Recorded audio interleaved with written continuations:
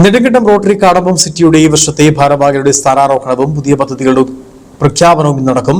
യോഗത്തിൽ വെച്ച് അഡ്വക്കേറ്റ് സേനാപതി വേണു MLAക്ക് സ്വീകരണം നൽകും. നെടുങ്കണ്ടം റോട്ടറി കാടമ്പം സിറ്റിയുടെ ഈ വർഷത്തെ ഭാരവാഹികളുടെ സ്ഥാനാരോഹണവും പുതിയ പദ്ധതികളുടെ പ്രഖ്യാപനവും ഇന്ന് വൈകുന്നേരം 5 മണിക്ക് നെടുങ്കണ്ടം സർവീസ് സഹകരണ ബാങ്ക് ഹാളിൽ നടക്കും. റോട്ടറി കാടമ്പം സിറ്റി നെടുങ്കണ്ടത്തിന്റെ 2026-27 റോട്ടറി വർഷത്തേക്കുള്ള പുതിയ ഭാരവാഹികളുടെ സ്ഥാനാരോഹണ ചടങ്ങും പുതിയ പദ്ധതികളുടെ ഔദ്യോഗികമായ ഉദ്ഘാടനം 2026 ജൂലൈ മാസം 11-ാം തീയതി 5 മണിക്ക് നെടുങ്കണ്ടം സർവീസ് സഹകരണ ബാങ്ക് ഓഡിറ്റോറിയത്തിൽ വെച്ച് നടത്തപ്പെടുകയാണ്. പ്രസ്തുത യോഗത്തിൽ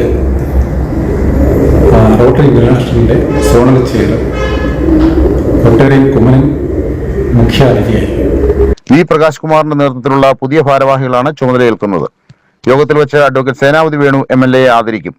നെടുങ്കണ്ടം പഞ്ചായത്തുമായി സഹകരിച്ച് നടപ്പാക്കുന്ന മാലിന്യ സംസ്കരണ പദ്ധതി, പാർപ്പിട പദ്ധതി, ICU ആംബുലൻസ്, ഡയാലിസിസ് കിറ്റുകളുടെ വിതരണം തുടങ്ങിയവയുടെ പ്രഖ്യാപനം പഞ്ചായത്ത് പ്രസിഡന്റ് ഷിഹാബ് വീട്ടിക്കൽ നിർവഹിക്കുമെന്ന് റോട്ടറി ഭാരവാഹികളായ യൂനുസ് സിദ്ദിഖ്, വി പ്രകാശ് കുമാർ, മനോജ് വർഗീസ്, പ്രമോദ് മോഹൻ, മുഹമ്മദ് ഇക്ബാൽ, ജഗദീഷ് എന്നിവർ വാർത്താ സമ്മേളനത്തിൽ പറഞ്ഞു.